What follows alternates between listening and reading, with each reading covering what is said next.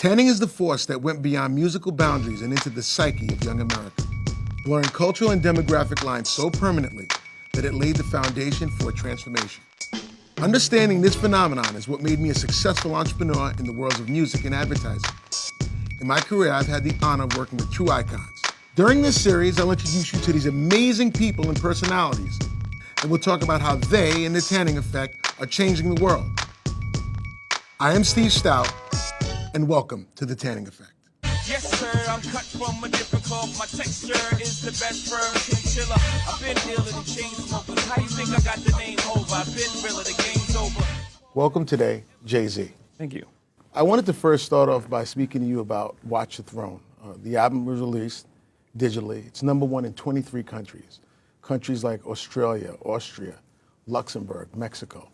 So you had a hip-hop album, and it spread throughout the world this way, being #1 in all these countries. Tell me what that means about the culture and the music that you guys made. I've been saying this for a while. Well, the impact of hip-hop has always been a global thing. I think almost like in the way jazz was. You know, in jazz, in the early days in jazz, Quincy Jones and them, they were touring overseas before they was even allowed to play clubs in the South. Mm-hmm. You know, so hip-hop, that cultural thing where it wasn't as many boundaries, right? So hip-hop was this young youth music that didn't have those boundaries outside of America. You know, more specifically, hip-hop had a voice. You know, jazz hit great notes and things like that, but hip-hop spoke directly to people, spoke to their heart and to, you know, how they were feeling.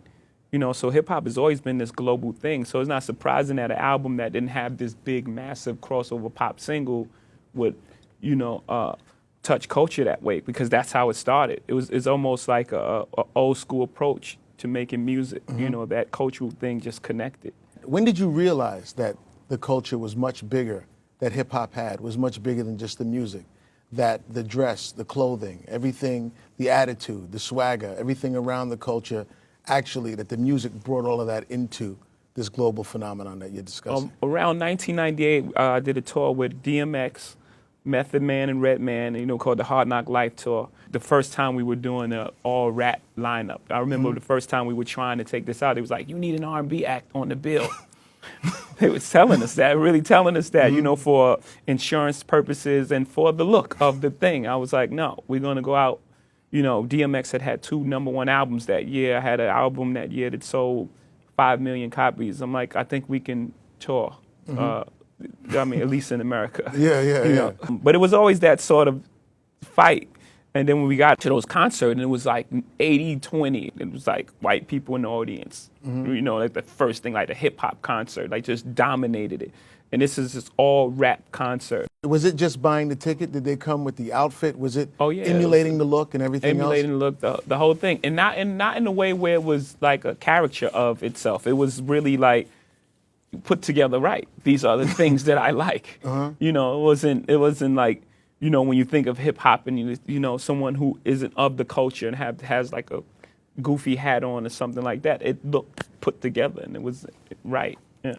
When you first seen the statement from the chairman of Cristal, or the higher B's at Cristal, that said, we didn't make that drink for them. When you read that, how did that make you feel? You know, hip hop drove a lot of those sales. You promoting something you like.